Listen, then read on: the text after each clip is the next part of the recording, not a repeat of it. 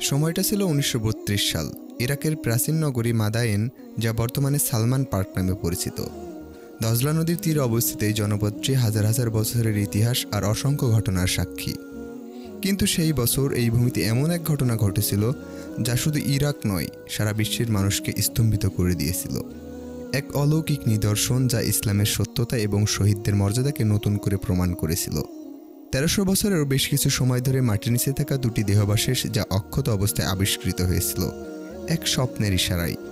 আজ আমরা সেই বিস্ময়কর ঘটনা নিয়ে আলোচনা করব, যা আজও মানুষের মনে গভীর রেখাপাত করে।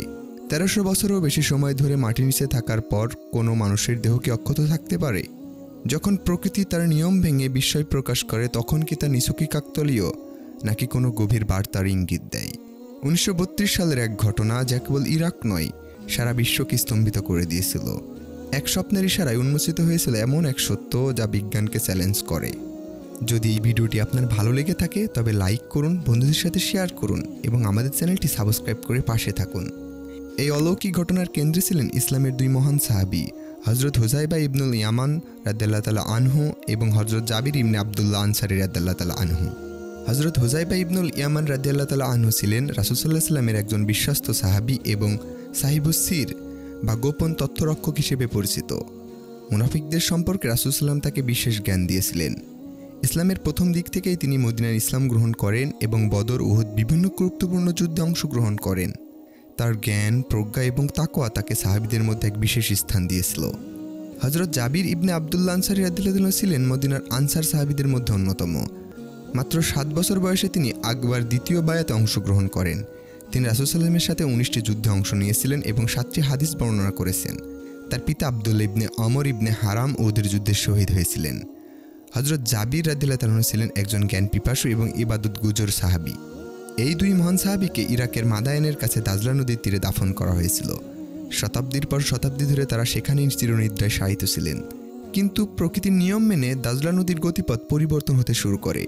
নদীর পানি বাড়তে বাড়তে তাদের কবরস্থানকে গ্রাস করার উপক্রম হয়। ১৯৩২ সালের এপ্রিল মাস, ইরাকে তৎকালীন বাদশাহ প্রথম ফয়সাল এক রাতে তিনি এক অদ্ভুত স্বপ্ন দেখেন। স্বপ্নে তিনি দেখতে পান হযরত হুযায়ফা ইবনুল ইয়ামান রাদিয়াল্লাহু তাআলা আনহু তাকে উদ্দেশ্য করে বলছেন, হে বাদশাহ, দজলা নদীর পানি আমাদের কবরস্থানকে ডুবিয়ে দিচ্ছে। আমাদের দেহবাসে সেখান থেকে সরিয়ে অন্য নিরাপদ স্থানে দাফন করার ব্যবস্থা করুন। বাদশাহ প্রথম ফয়সাল প্রথমে এই স্বপ্নকে তেমন গুরুত্ব দেননি।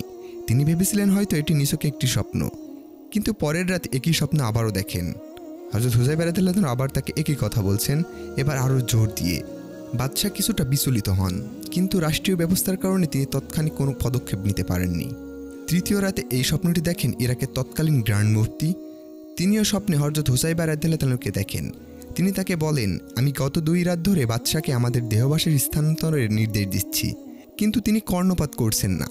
আপনি কি তাকে জোর দিয়ে বলুন যেন তিনি দ্রুত আমাদের কবরস্থানকে স্থানান্তর করতে ব্যবস্থা করে। গ্র্যান্ড মুফতি এই স্বপ্ন থেকে ভীষণ চিন্তিত হয়ে পড়ে। তিনি বুঝতে পারেন এটি কোনো সাধারণ স্বপ্ন নয়, বরং আল্লাহ তাআলার পক্ষ থেকে একটি বিশেষ ইশারা। তিনি তাৎক্ষণিকভাবে বাদশাহ ফয়সালের সাথে যোগাযোগ করেন এবং স্বপ্নের কথা বিস্তারিত জানান। বাদশাহ তার নিজের স্বপ্নের কথা গ্র্যান্ড মুফতিকে বলেন। বাদশাহ প্রথম ফয়সাল, প্রধানমন্ত্রী এবং গ্র্যান্ড মুফতি মিলে দ্রুত সিদ্ধান্ত নেন যে সাহাবীদের কবর দুটি স্থানান্তর করা হবে। এই ঐতিহাসিক ঘটনার সাক্ষী হতে ইরাকের বিভিন্ন স্থান হতে হাজার হাজার মানুষ মাদায়েনের দিকে ছুটে আসেন। ২০শে জিলহজ সোমবার এক বিশাল জনসমুদ্রের উপস্থিতিতে কবর দুটি উত্তোলন কাজ শুরু হয়। প্রথমে হজরত হুযায়ফা ইবনুল ইয়ামান রাদিয়াল্লাহু তাআলা এর কবর খোলা হয়। উপস্থিত জনতা বিস্ময়ে হতবাক হয়ে যায়। প্রায় ১৩০০ বছর ধরে মাটির নিচে থাকা সত্ত্বেও হজরত হুযায়ফা রাদিয়াল্লাহু তাআলা আনহু এর দেহ সম্পূর্ণ অক্ষত অবস্থায় ছিল। তার কাফনও ছিল অবিকৃত, যেন কিছুক্ষণ আগেই তাকে দাফন করা হয়েছে। তার চোখ খোলা ছিল এবং সেখান থেকে এক ধরনের ঐশ্বরিক আলো বিচ্ছুরিত হচ্ছিল বলে প্রত্যক্ষদর্শীরা বর্ণনা করেন।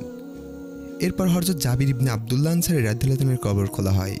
একই রকম অলৌকিক দৃশ্য। তার দেহ ছিল সম্পূর্ণ অক্ষত, তার শরীরে কোনো অংশ পছন্দ ধরেনি, এমনকি তার চুল ছিল অক্ষত। মনে হচ্ছিল যে এই দুই সাহাবী যেন গভীর ঘুমে আচ্ছন্ন আছেন। এই দৃশ্য দেখে উপস্থিত জনতা আবেগে আপ্লুত হয়ে পড়ে। অনেক অমুসলিমও এই অলৌকিক ঘটনার প্রত্যক্ষ করে ইসলাম ধর্ম গ্রহণ করেন। বিভিন্ন দেশের বিজ্ঞানী, ডাক্তার এবং গবেষকরাও এই ঘটনা প্রত্যক্ষ করতে এসেছিলেন। তারা এই দৃশ্য দেখে হতবাক হয়ে যান। বিজ্ঞানের কোনো ব্যাখ্যা দিয়ে এই ঘটনাকে তারা বিশ্লেষণ করতে পারেননি। এটি ছিল এক সম্পূর্ণ অলৌকিক নিদর্শন। অত্যন্ত শ্রদ্ধা ও সম্মানের সাথে হজরত হুযায়ফা রাদিয়াল্লাহু তাআলা আনহু এবং হজরত জাবির রাদিয়াল্লাহু তাআলা আনহুর দেহাবশেষকে নতুন করে দাফন করা হয়। তাদের নতুন কবরস্থানটি সালমান পার্কে অবস্থিত হজরত সালমান ফার্সি এর কবরের কাছেই তৈরি করা হয়। এই ঘটনাটি ইসলাম ইতিহাসে এক গুরুত্বপূর্ণ অধ্যায় হিসেবে বিবেচিত হয়। এর মাধ্যমে বেশ কিছু ইসলামী সত্য নতুন করে প্রমাণিত হয়। শহীদের মর্যাদা। ইসলামে শহীদের মর্যাদা অত্যন্ত উঁচু। আল্লাহ তাআলা কোরআনে বলেছেন, যারা আল্লাহর পথে নিহত হয় তোমরা তাদেরকে মৃত বলো না, বরং তারা জীবিত, তবে তা তোমরা উপলব্ধি করতে পারো না। সূরা বাকারা আয়াত নম্বর 154।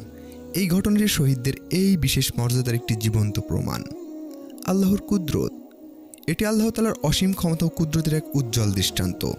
তিনি চাইলে যে কোনো কিছু করতে পারেন, এমনকি শত শত বছর পরও দেহাবশেষকে অক্ষত রাখতে পারেন। স্বপ্নের সত্যতা। এই ঘটনাটি সত্য স্বপ্নের গুরুত্ব এবং এর মাধ্যমে আল্লাহ তাআলার ইশারা প্রদানের ক্ষমতাকেও তুলে ধরা হয়। 1300 বছর পর 2 সাহাবীর অক্ষত লাশ আবিষ্কার ঘটনাটি শুধু ইরাক নয়, সারা বিশ্বের মুসলিম উম্মাহকে গভীরভাবে প্রভাবিত করে।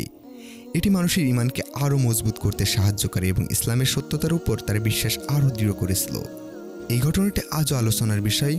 অনেক ইসলামী পণ্ডিত এবং গবেষক এই ঘটনা নিয়ে আলোচনা করেন এবং এর থেকে শিক্ষা গ্রহণ করেন।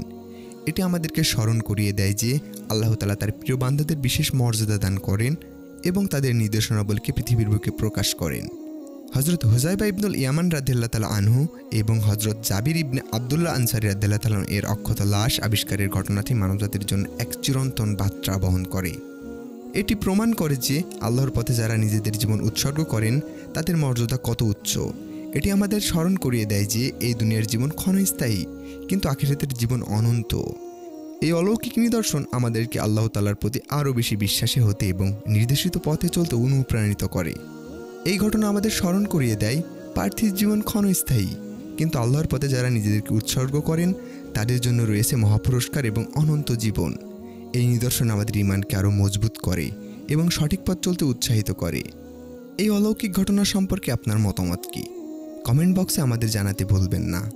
যদি এই ভিডিওটি আপনার ভালো লেগে থাকে তবে লাইক করুন, বন্ধুদের সাথে শেয়ার করুন এবং আমাদের চ্যানেলটি সাবস্ক্রাইব করে পাশে থাকুন।